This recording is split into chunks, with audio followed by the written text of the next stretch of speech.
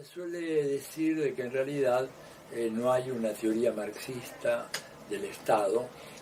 y que en realidad la contribución del marxismo fundamentalmente se encuentra en el Capital, mal considerado, el sobrado ello es mal considerado como un texto tan solo de teoría económica.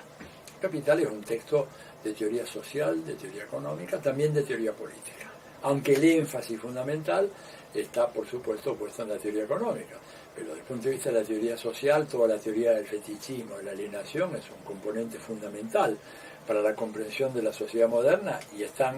básicamente desarrollados en el Capital. Pero dejemos todo de lado, reconozcamos que el énfasis fundamental del marxismo en esa obra fundacional, que es el Capital, no era la teoría política, sino básicamente la teoría económica y la teoría social. Pero sin embargo, con el paso del tiempo se fue desarrollando una teoría política, al principio de manera fragmentaria, ¿no es cierto? Pero al cabo de 50 años de elaboración y de textos, eso logra sintetizarse en un libro magistral que es El Estado y la Revolución. El Estado y la Revolución de Lenin, un texto escrito en el fragor del período entre la Revolución Burguesa de febrero del 17 y la Revolución Proletaria de octubre del 17, sintetiza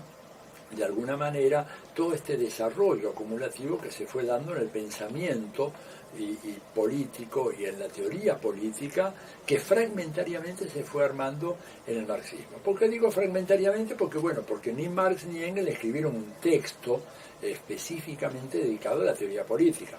pero ellos hicieron innumerables análisis de coyuntura, en donde el más célebre de todos es el 18 Brumario de Luis Bonaparte. Y ahí están los rudimentos más importantes de la teoría política marxista, la teoría marxista del Estado, mejor dicho. Bien,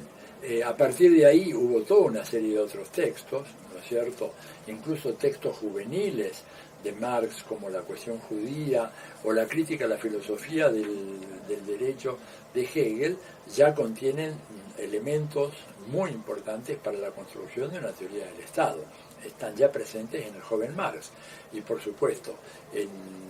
el 18 Brumario, en La lucha de clases en Francia, que es un texto también de Marx anterior al 18 Brumario, en la introducción que hace Engels a la lucha de clases en Francia, que es un texto que es considerado justamente el testamento político de Engels, porque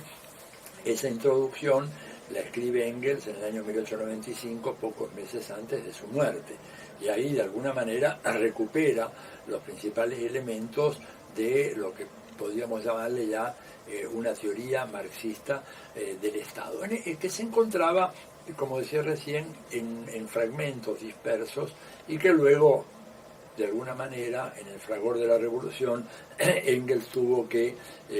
sintetizar todo eso para clarificarse lo que él decía, para ver cuáles eran las tareas de nuestro tiempo. En ese sentido, creo que es importante señalar entonces que todo esto es un proceso en evolución.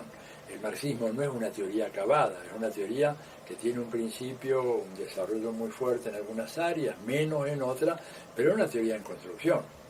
Cuando uno habla del marxismo, la teoría marxista del Estado, está hablando, o debería hablar inclusive hasta los autores que hoy, al día de hoy, están desde el marxismo reelaborando la problemática del Estado. No podemos quedarnos solo en el 18 Brumario por ser un texto maravilloso de Marx, o en las luchas campesinas en Alemania de Engels, que es otro texto que es una verdadera joya, ¿verdad? Hay que ir incorporando nuevos elementos.